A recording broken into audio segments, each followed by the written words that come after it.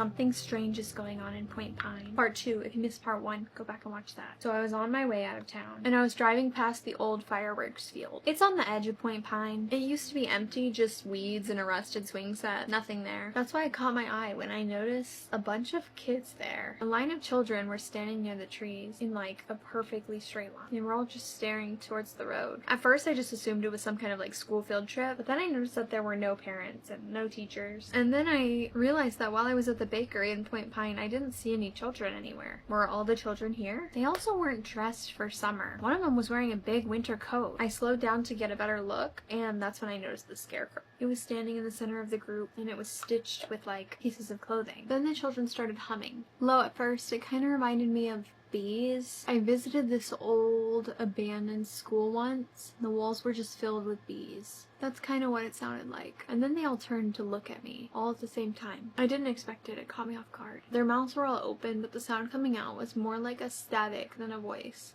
It was just odd. I continued my drive home. I didn't really know what to do. I locked my doors that night. And then at 3:07 a.m. I got this weird text. And it didn't have a number or a name connected to it. It just said unknown. And it just said 2 words. You're early. Whatever's happening at Point Pine, it doesn't stop at the bakery. If you're enjoying this story or this look, go to part 3.